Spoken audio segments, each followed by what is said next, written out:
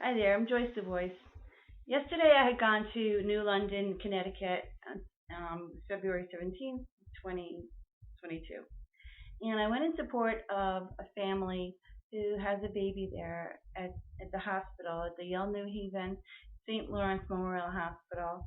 His name is Asa, and the parents' names are both Corey, spelled differently.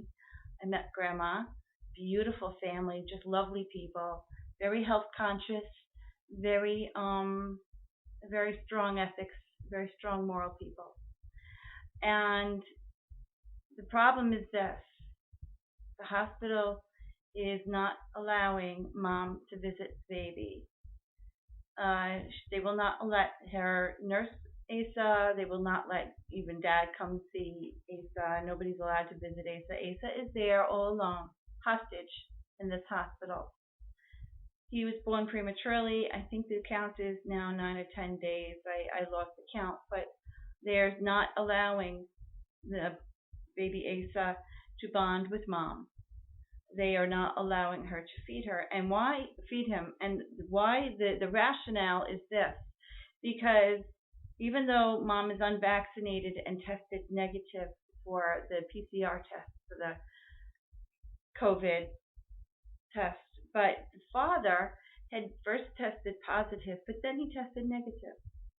And so because mom had contact with the dad, is their rationale for not letting them see baby Asa. I have a really hard time with this. Asa was born, like I said, prematurely. He's about 4 pounds at birth, and he's maintaining the 4 pounds.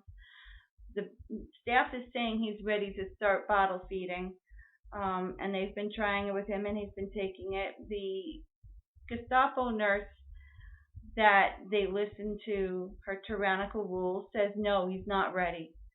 And this puts hairs on my back of my neck. It scares me. Mom and dad are calling it medical discrimination. Of course it's discrimination because it's vaccinated versus unvaccinated.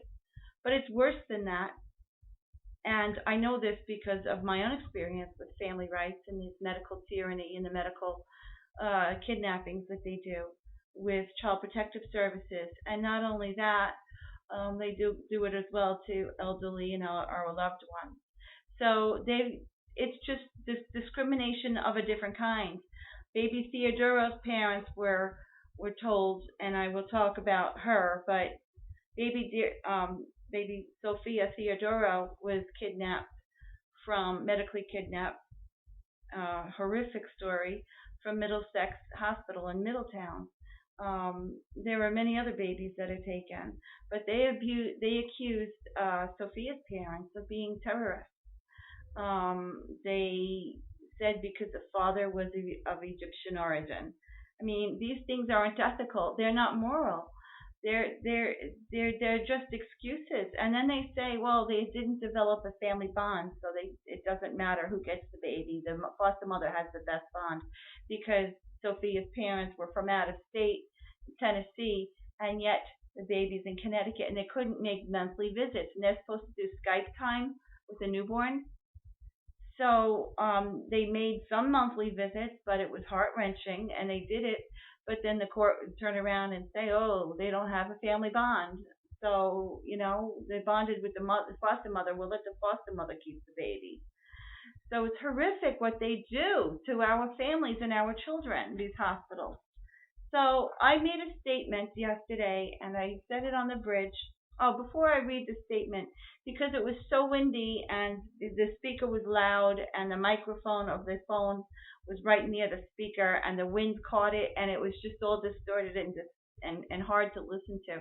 So I'm going to reread, hopefully with the same passion, but I'm going to reread my statement to this hospital. I'm putting them on notice because although there was not a whisper yet of DCF, which is what it's called in Connecticut, jumping in and doing anything about baby Asa.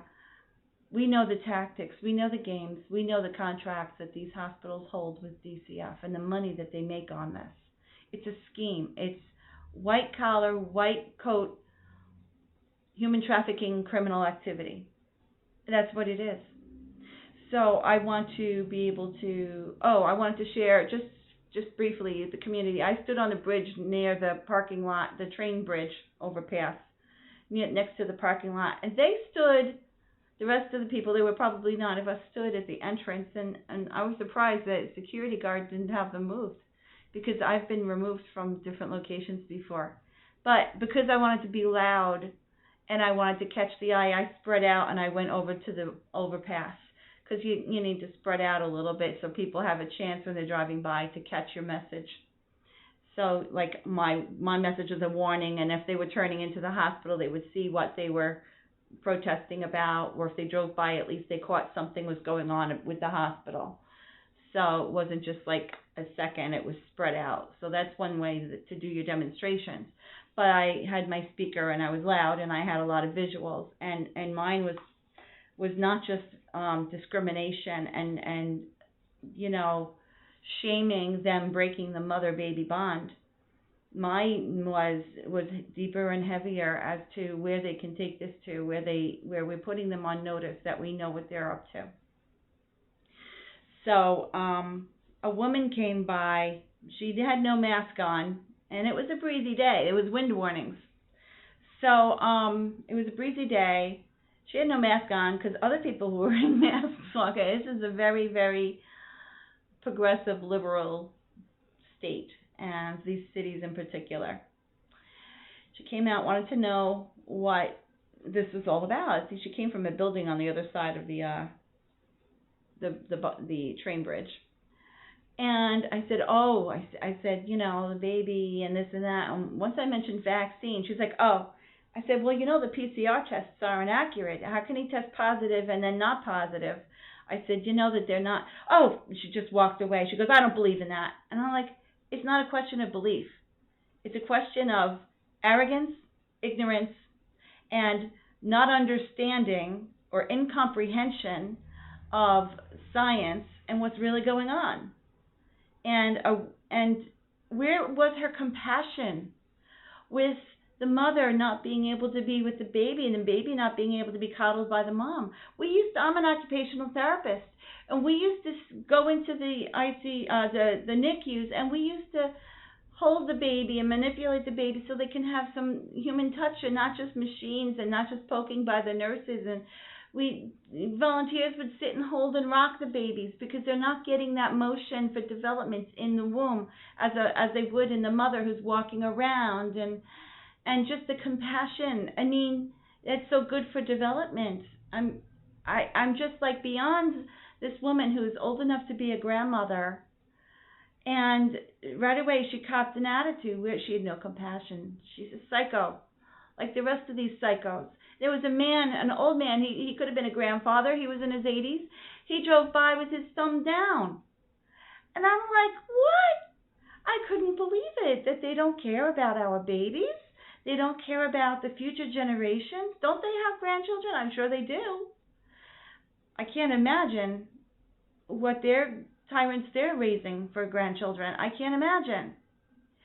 So, but I did do pulling the elbow for when the truckers passed by, and I'd say maybe half of them honked. I'm surprised not more. Excuse me.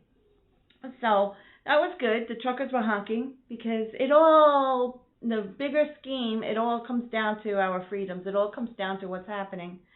And the tyrannical overthrow of what's happening. People don't realize that it's not just like it's a right. It is, we are born free. It's an inalienable right. It's God-given. It's natural. And they're trying to steal that from us, and give it back like it's a privilege, which is so wrong. So anyway, I want to read my statement to these hospitals, in particular this one in New London, but it refers to all hospitals. So, and it's not specific about baby Asa, but it is, because I'm putting this hospital on notice that we know the games that they play, and we know what's going on. We know the money that's behind this. And so without further ado, here is my statement. My name is Joyce Catalano, and I am known as Joyce the Voice. I spread love by singing on the streets in New Haven. But today, I am singing on this street. I am putting you on notice at this hospital here at Yale-New Haven, St. Lawrence Memorial Hospital in New London, Connecticut on this February 17th, 2022. We see you withholding love from newborn baby boy, Asa, in the NICU from his parents. We see you forbidden his unvaccinated mom to sit by his side, hold him, nurse him, or even see him, even though moments earlier he came from her womb. And the irrational premise that for this tyrannical measure, it is because the father had tested positive on a PCR test, but then he tested negative, which is no